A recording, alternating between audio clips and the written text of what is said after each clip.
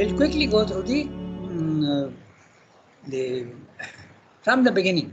Okay, I'll read very quickly, and you will remember our discussions perhaps. Okay. Thus, if we are to appreciate in its Catholicity the teaching of the Gita, we must accept intellectually its standpoint and courageous envisaging of the the manifest nature and process of the world. So, what is this Catholicity number one, and what is this courageous envisaging? Catholicity is everything is the divine, including all your so-called sins and virtues and the limitations and the worst possible things. Everything is the divine. Okay, this is the Catholicity. Okay, it doesn't deny that there are things in the physical world which is absolutely anti-divine, but that also is essentially divine in a disguised form. Okay, so that's a Catholicity. Wide-mindedness, no rejection of anything, everything is the divine. Then courageous envisaging. It has the courage to say that that which appears to you absolutely undivine is also essentially divine, because it's a distortion. It's not the opposite, but it's a distortion of the truth. Okay.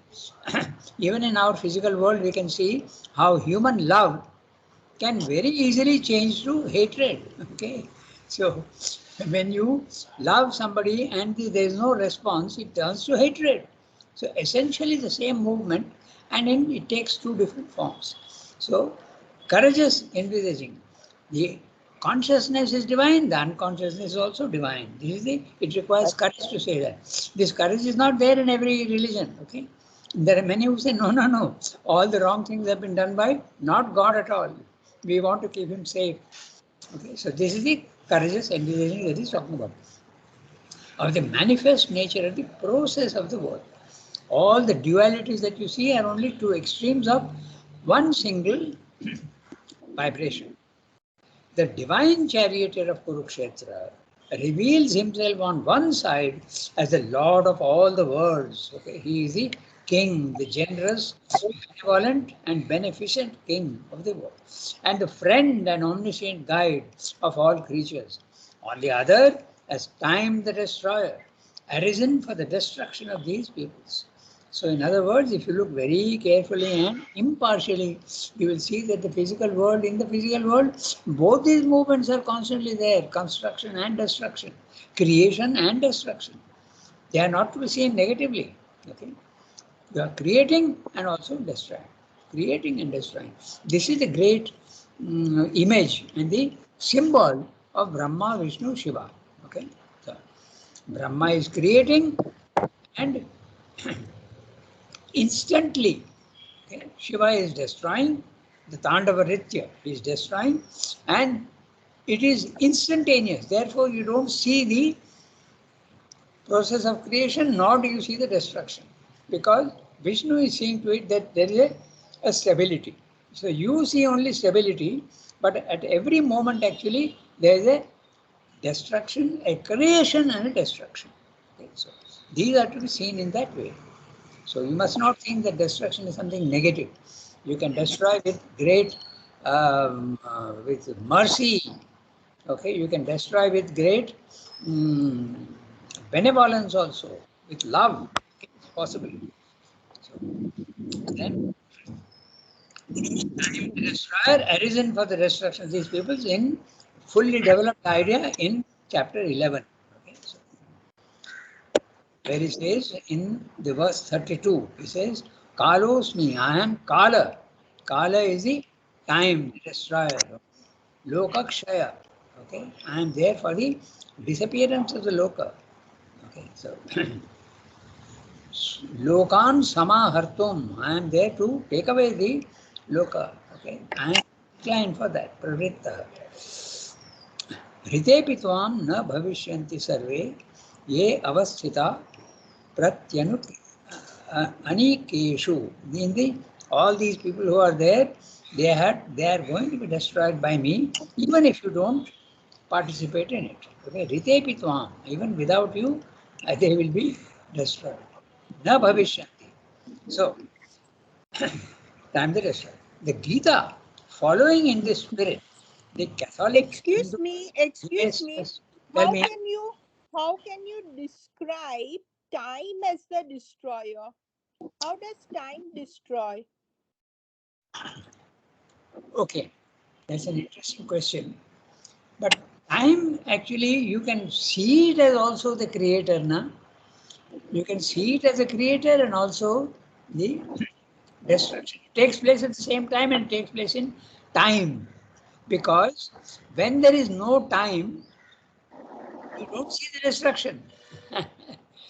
Okay? In the higher levels of consciousness, okay, there is no time, isn't it? You agree? Immutability.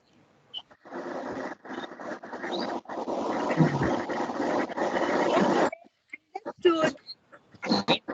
You are in the higher level of consciousness, in the level 2, the spiritual planes of consciousness. What happens? There is no time and there is no. So you are in an immutable condition. So when you are in an immutable condition, there is no creation, nor is there any destruction. But when you come down into time and space, in the level 1, there is creation and there is destruction. So you can equate time with creation. Okay. There's a lot of disturbance from somewhere. I don't know where. Yeah, whenever Yasmin is muting herself, the the disturbance is going away, and when she is um, unmuting herself, the noise is coming. That is exactly what we're discussing. If you go into the immutable, where you are not, you have muted yourself. There is no sound. There is no. It's an interesting image. Just think about it. Okay. As soon as she unmutes herself, she is in a speaking mode. Okay, when you are in a speaking mode, the disturbance is there. I wonder if you see the image, it is very similar. Okay. So anyway, so Yasmin, okay, even Tarikadi has been muted by Archanadi. Okay, so this is the thing, that time, when you are in time, there is destruction and there is creation. When you are not in time and space, then you are in an immutable condition. There is no movement. And if there is no movement, there cannot be creation and there cannot be destruction also. So I think Yasmin's question was, why not include also the creation in time? That is true.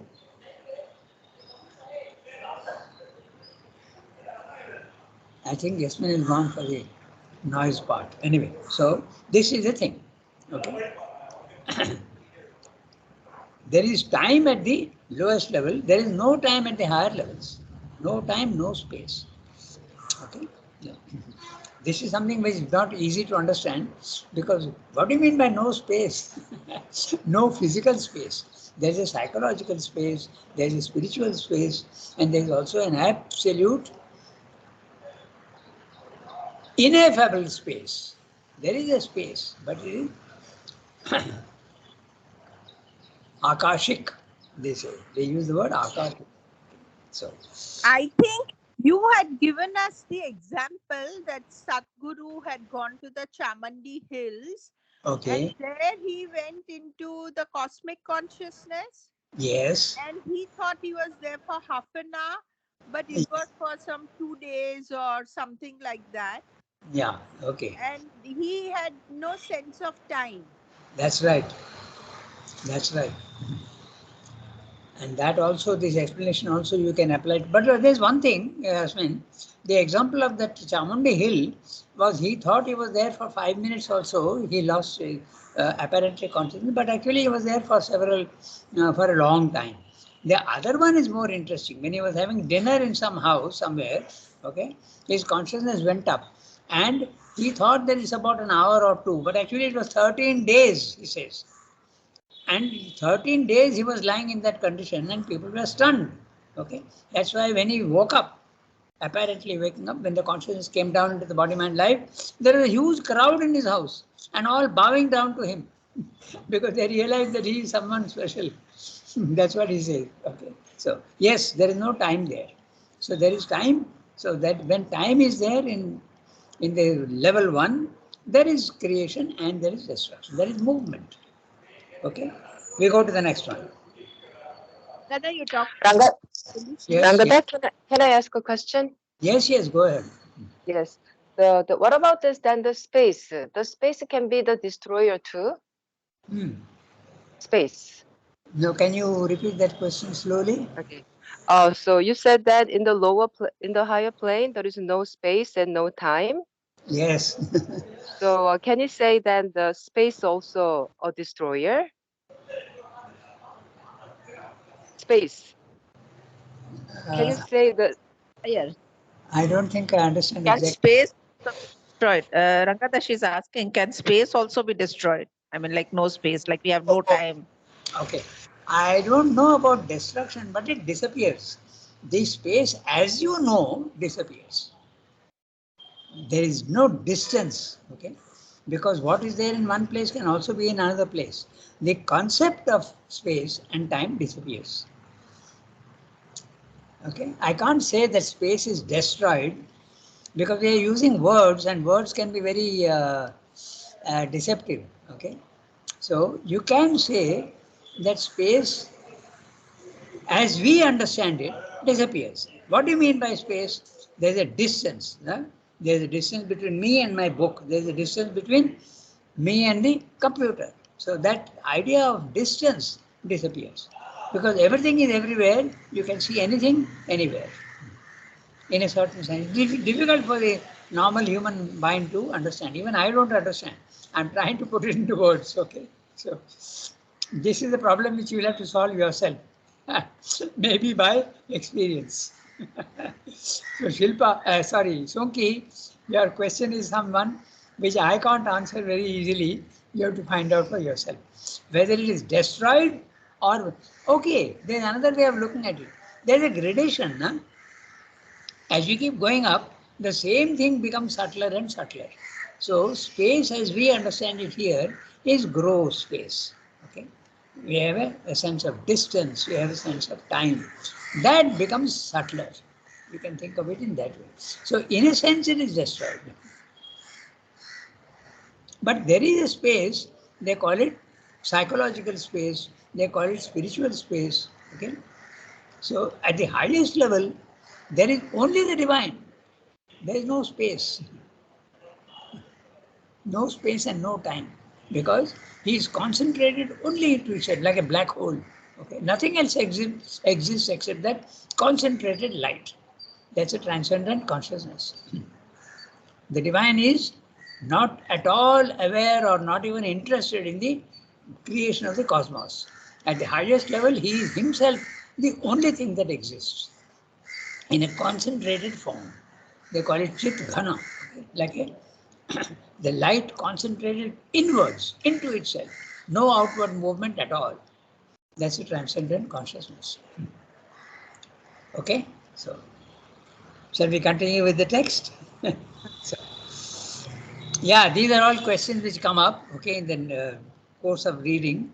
But some of these questions, we have to keep them sort of pending, okay. You have to say, okay, I can't understand this right now, but I keep it pending. Maybe a time will come when I'll understand it better. So not all questions can be answered immediately at the mental level, and certainly not by ignorant people like us.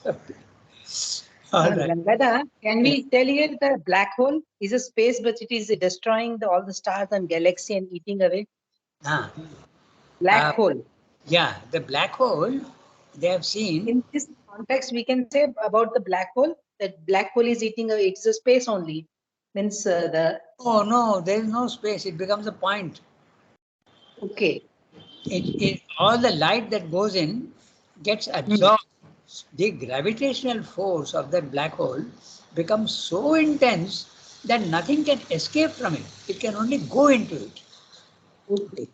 Yeah, it becomes a total, for us, it becomes a total darkness, because that's why they call it a black hole. Because nothing comes out of it. You can see something if the light of that comes to you, na? If the light from that object doesn't come to you, you won't see it.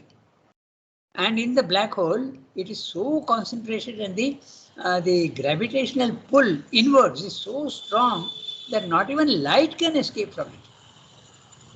And light also is particles. So it is not only gravitational pull of, cosmic dust and cosmic rocks. You know that all these things exist now, meteorites and all. So they all get absorbed into that dense thing. And you may wonder how it is like that.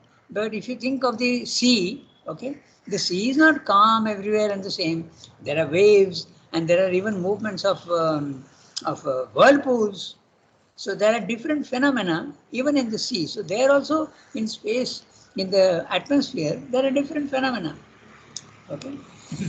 There can be an outward going thing when there is an explosion, which they call supernova. Okay. When a star explodes, okay, and disappears. Normally they say it creates a black hole.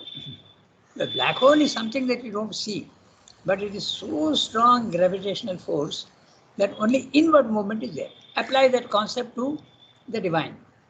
He is absolutely concentrated in himself. That is one of the states that he can take.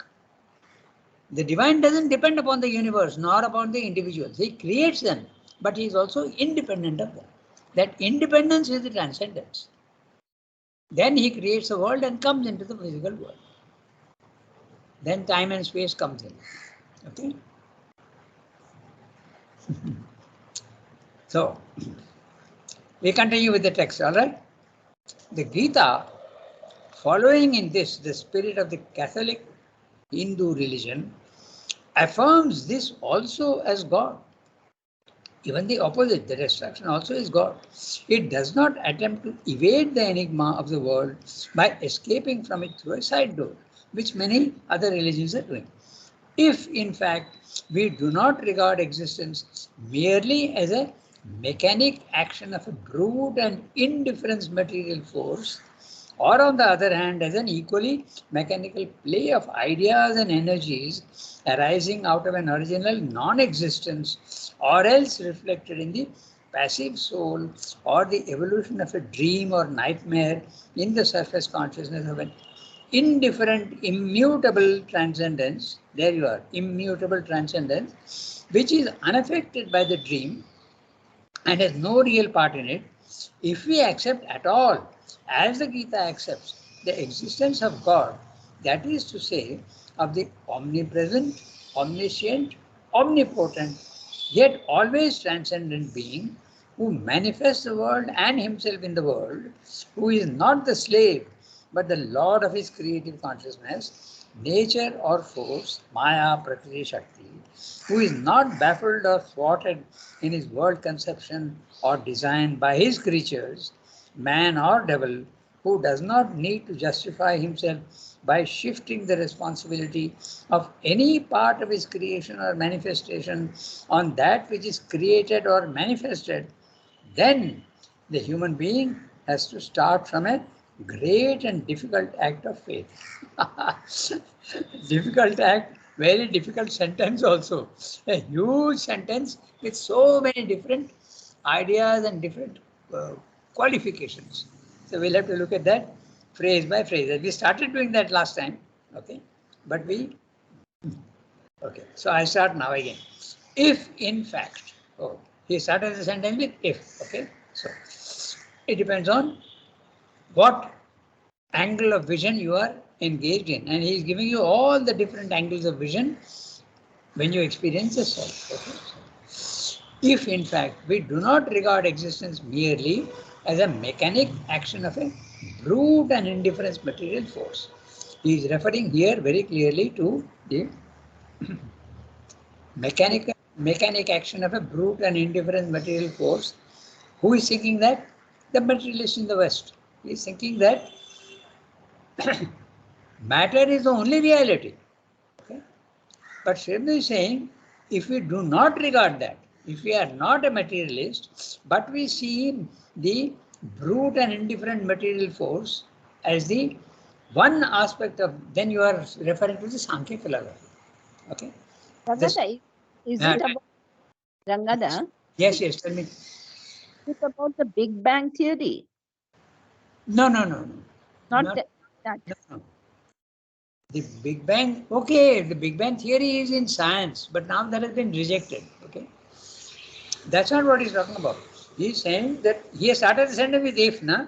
So you have to see it in two ways. Is someone seeing the mechanical action of a brute and indifferent material force? Who is seeing that? Tell me. The materialist thinks that matter is the only reality. So he is seeing it in that way. So he is referring here to if you are a materialist, but he has started the sentence with if in fact you do not want to be a materialist. Okay? So if you are not a materialist, but still you see the physical world as a brute and indifferent material force, you are in the Sankhya philosophy. Okay? The Sankhya philosophy says matter is a brute and indifferent force, but that's not the only thing that exists. There is also consciousness. There is also Purusha. There is Purusha and there is Prakriti, which is brute, mechanical, indifferent force. But the materialist is not seeing the Purusha. He is seeing only the brute, mechanical. He is seeing only Prakriti and saying that's the only thing that exists. See how complicated the sentence is if it begins with if. Okay. I wonder if you followed what I'm saying. He is including both the views in his sentence. Little difficult to understand, yeah, but trying to.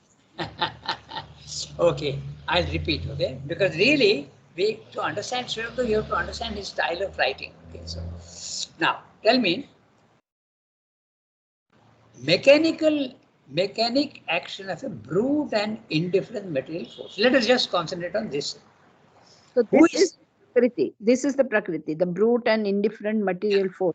Don't say Prakriti, it's a materialistic view. Prakriti is in the materialist is not thinking of Prakriti.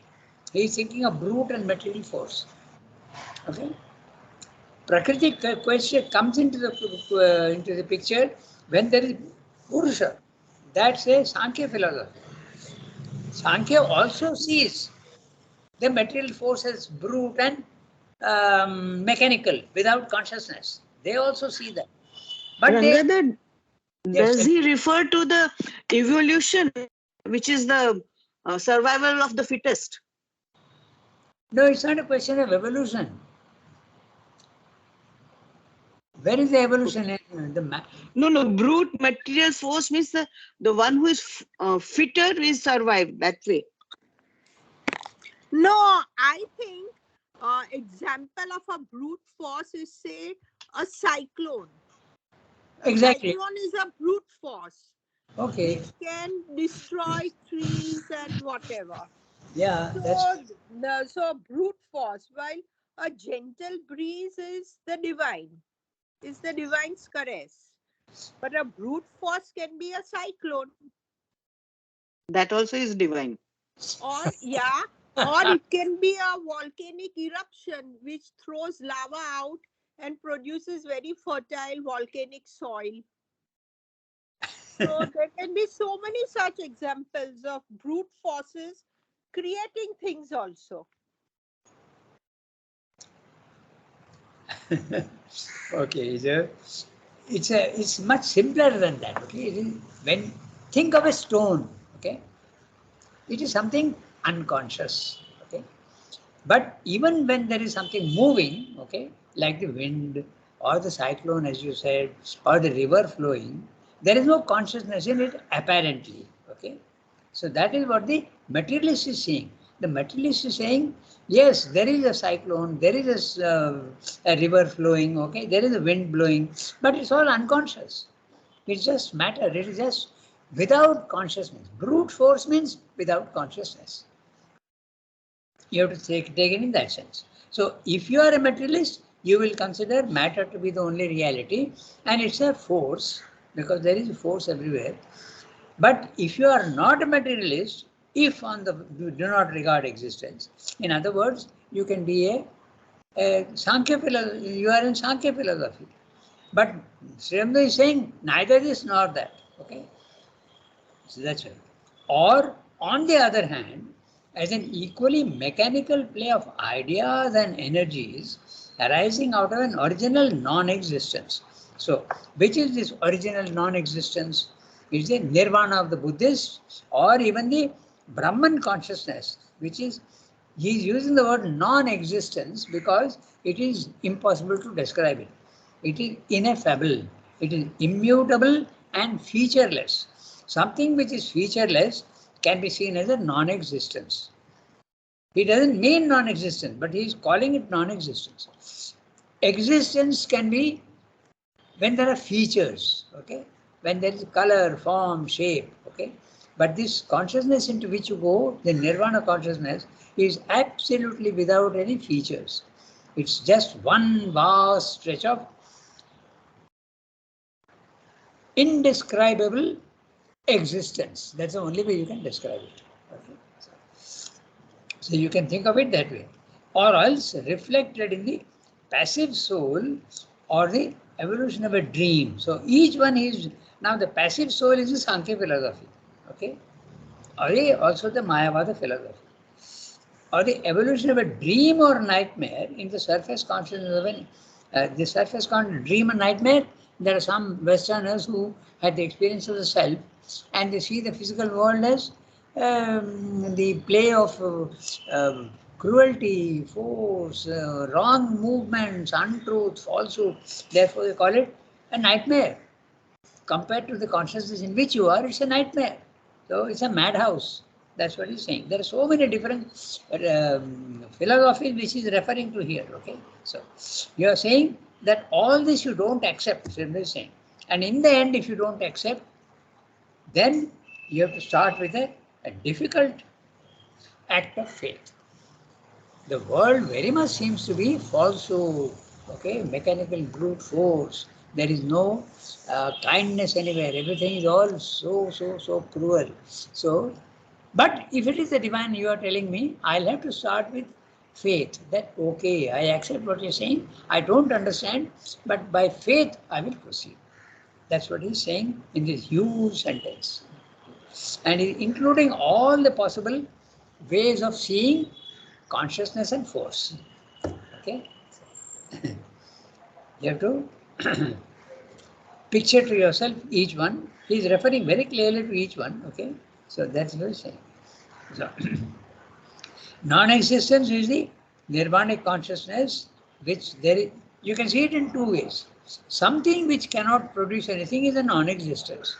But something which is an existence but featureless is capable of producing everything. Okay? So non-existence and existence are really the same thing. But when you come down to words, you have a problem. Okay? You can't say that two opposites are the same. But in the spiritual plane of consciousness, you can say that. That which is seems to be empty, as in Buddhism, nihil they call it, okay, is actually in Advaita philosophy not nihil, but potentially full. Potentially full. But you don't see all these things in it. I gave you an example which I will again give you, okay, to picture this to yourself. Take a glass of water on the table, okay, a small glass of water, absolutely pure and without any dirt in it, absolutely transparent and no movement even, okay, a small glass of water. Now make that glass of water bigger and bigger in your imagination, okay. Now, but still the immutability is there, okay. So it becomes bigger and bigger and bigger, but absolutely transparent. Okay.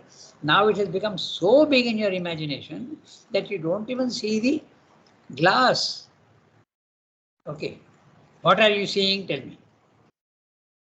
The water. If you are seeing water, you are a Buddhist. Sorry, you are an Advaitin. But someone will say, because it's absolutely transparent and without movement. So someone will say, oh, I am seeing nothing at all. You follow what I'm saying? Yes. So if you say that I am seeing nothing at all, you are a Buddhist. And if you say I am seeing water, there is something there, but which is not possible to describe, you are an Advaitin. You get the point? Yes. So that's why non-existence and existence is really the same thing. But you have to describe it in different ways in the physical world. The Buddhist is interpreting in one way and the Advaitin is interpreting in another way. That which the Buddhist is saying, not Buddha, Buddhism, because there is a difference between them. In fact, that's why Buddha refused to discuss these things. He said, I will not discuss, I won't go into philosophy. My only concern is get rid of your suffering. That's all. If you go into philosophy, you will confuse yourself. That's why he refused to philosophize. So, the non-existence and How would Sri Aurobindo see this glass of water? I presume he would see the divine presence in it. yes, that's the water. He's seeing the water. And he would see but the divine presence in the water. Water is divine presence. Yeah, you can say that. But the divine presence, if it is without any features, will the senses see it? Without any features. You are seeing the same thing in two different ways because you are in a different level. Okay. The nirvana consciousness is the same for everybody. But when you go into another level of consciousness, you see. Think of the seed. Okay. If you blow up a seed, okay, what will you see? Will you see leaves and flowers and fruits and branches in it? You will not. You are blowing it up, but you will see only a blankness. You will see only the seed. But it has got the capacity to produce all these things. Exactly like even our one cell. Okay. The chromosomes in it are so small that you don't even see them. Okay. You blow it up, it's only one thing. But it's got the capacity to produce everything. Then you are an Advaitin. But if you are saying that no, this cannot produce anything, then you are a Buddhist and a Mayavadan. That's all. The same thing you are seeing in two different ways. Okay? So he's saying that if you accept at all what the Gita is saying, that the physical world is full of destruction and creation, and it's very difficult for the human mind to accept that, then you have to begin with an act of faith. And your faith will be justified in the end. You will see that, yes, Gita is right. Okay, that's what he's saying. It's a very complex sentence, but that's exactly what he's saying. Then the human being has to start from a great and difficult act of faith. I accept temporarily that what the Gita is saying is right, and through experience at a later date, when you are developed in consciousness, you will see that the Gita is right. That's what he's saying. Okay?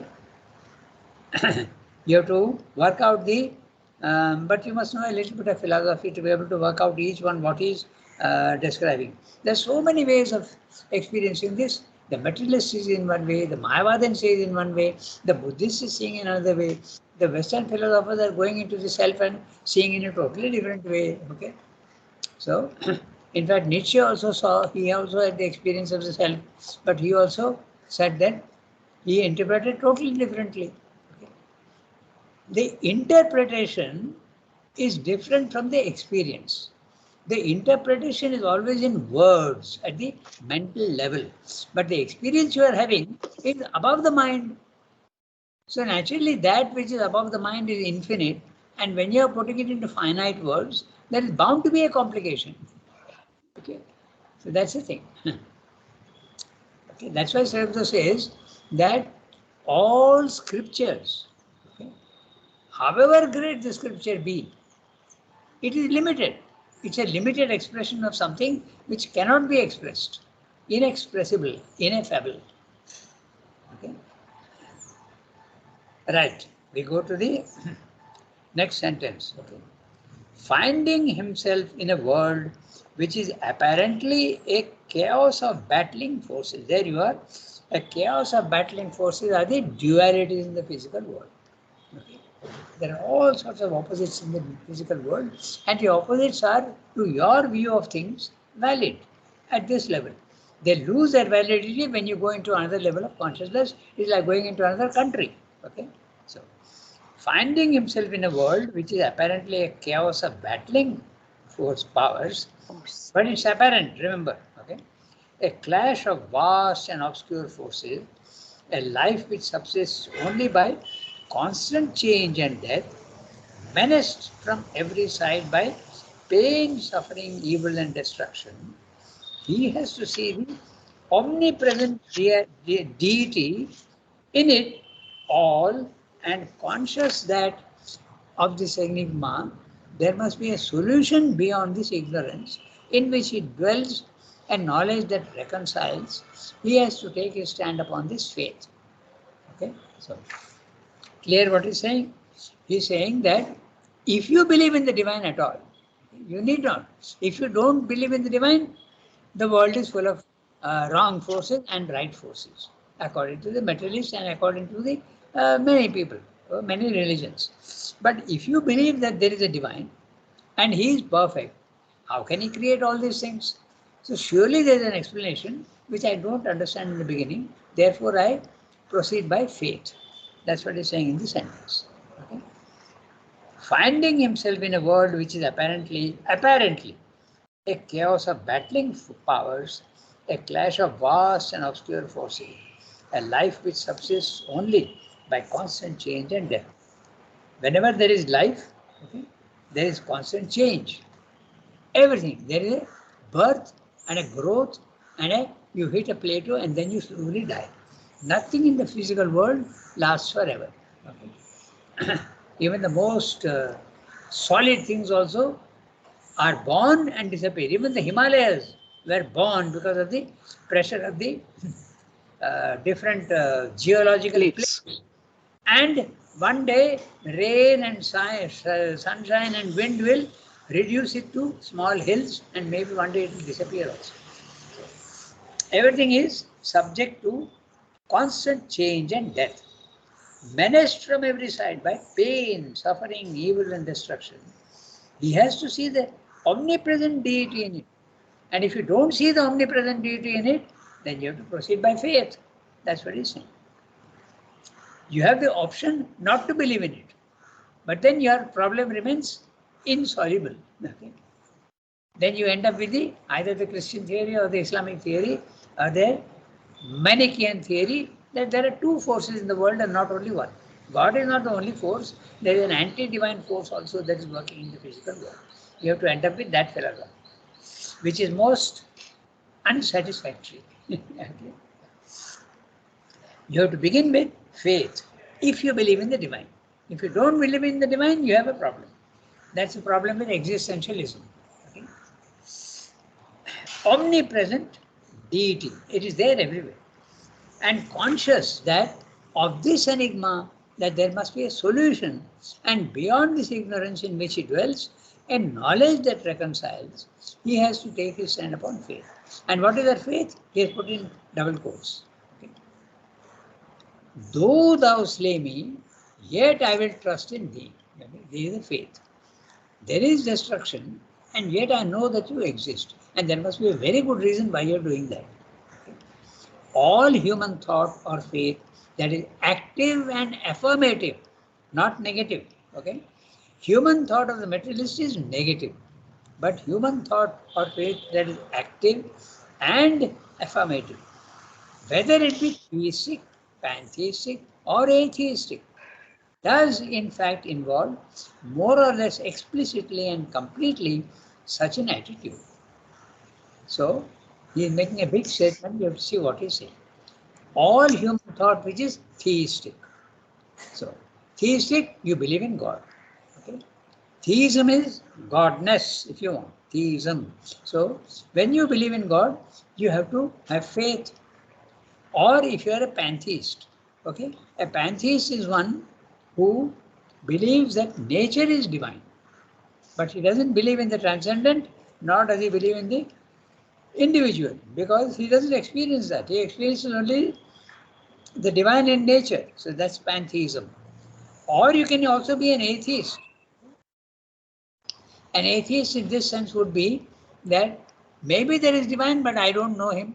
Okay, I can never know him. There are two levels. I may know him, but I don't know him now. Or even if he is there, he can never be known. There are so many different shades of atheism. Okay. Atheism is a non-believer, no, Rangata? One who doesn't believe in God. That's right, but that's why I'm giving you different shades of atheism. Okay. So I don't believe in God is a normal atheism. Okay. Atheistic. But you can also give a small shade to it. No? You can say that maybe he can never be known. That also is sort of, if you can never, I think that God exists, but I can never know him. So if you can't know him, then it's a sort of atheism only, no? So I'm giving you different shades of atheism. Okay? Or there's even a third level of atheism. Maybe he exists, and maybe one day I'll come to know him, but I don't know anything about him now. Okay, so that all these things are there discussed in other places. Okay, so does in fact involve more or less explicitly or completely such an attitude. Even if you are an atheist, even if you are a pantheist, even if you are an atheist, and you believe in God, then you have to start with faith. That's what he's saying. Okay. It admits and believes. What is it? Human thought. Okay. It admits and believes. Admits the discords of the world. Okay. Believes in some highest principle of God, universal being or nature, which shall enable him to transcend, overcome, and harmonize these discords. So, even if you are a theistic, even if you are pantheistic or atheistic, and you think that God is there, but I may not know him, you admit that there is discord in the world. But you also believe that there is some highest principle of good, there is a divine. Okay? And surely there is a level where I will be able to transcend all these chaos and dualities, and I will overcome them, and I will be able to harmonize these discords. Siddha is talking about his own experience. No? He began as in a sense, atheist. Then when he came to India, he was getting all these experiences. Okay? Atheism in the sense that you don't believe in religion. Okay? Mother also was an atheist in that sense. She did not believe in religion as taught in Europe. So this is there are different shades of the words. Then you know that you will be able to, one day, if you believe in God, then you have to necessarily believe that there is a solution to all these things. Basically, that's what he's saying in this huge para. If you at all believe in God, the problem can be solved, not now, but later on it will surely be solved. But if you don't believe in God, then there is no solution for you. You have to end up with the dualistic philosophy, the Manichaean philosophy. Everything in the physical world which is wrong is not created by the divine. You have to end up with that philosophy.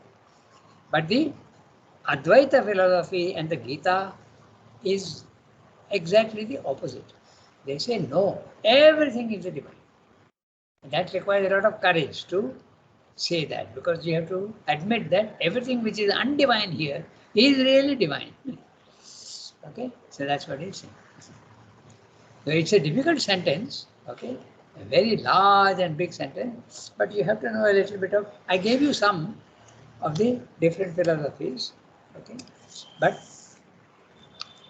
essentially what he's saying that if you believe in God, then you have to say, okay, yes, I see that there is cruelty, there is perversity, there is falsehood, but I believe that one day I will enter into your consciousness and all this will be explained to me. God will explain to me that what I'm saying is not the reality. There is the faith that you have to start with. Okay? So we have got only 2 minutes left, so we can stop here today. Okay. Next week. Gangada, most of us, Yeah. Tell me. no, I say most of us follow like this only, no, that we have a faith and we accept. Can you repeat that slowly, Tarika, because the voice is not very clear and I am also a little deaf. Okay, so tell me slowly. Most of us, we accept this, no, that faith. That's right. That's right. They have faith. That's right. It But makes yet life easier. It makes yeah, life much easier. yeah, that's right. We do see, we have faith, but can you explain the falsehood? Only if you believe in the Advaita philosophy, na? Yeah. Surely there is a revelation, but we don't understand it. So you have to have an experience. Okay? Our faith is mental. Okay? Yeah. Yeah. But it has to be spiritual. It has to be a reality to us. That's why faith. If you have an experience, then you don't need faith because you have knowledge. Faith is belief without knowledge. Hmm. Huh? Yeah. Yeah. Yes, yes. That's it. You know, in Mother's prayers and meditation, the last prayer says, the last sentence, Yes. grant that we may have faith which is active, ardent, absolute, and unshakable in thy victory. That's right. Inébranlable. Yeah. Ta victoire. Yeah, that's right. Unshakable. But unshakable is very difficult for the normal Very human. difficult. Very difficult indeed. But still, there can be a faith which says that I accept, but surely I'm sure that the divine has an explanation for all this. Yes. Most of us, those who believe in God, that is the saving factor. But you can't argue with somebody who doesn't believe. No, nothing will convince him. Yes. That's what he says in the Life Divine right in the beginning also. No? Everything is a question of what you are experiencing. When you experience, you are convinced. Hmm. That's right. Okay, so make a note. Then, as to human life, we have to read this next time. Okay. Bonne journée, Rangada. Merci. Hey, everybody. Thank you, Rangada.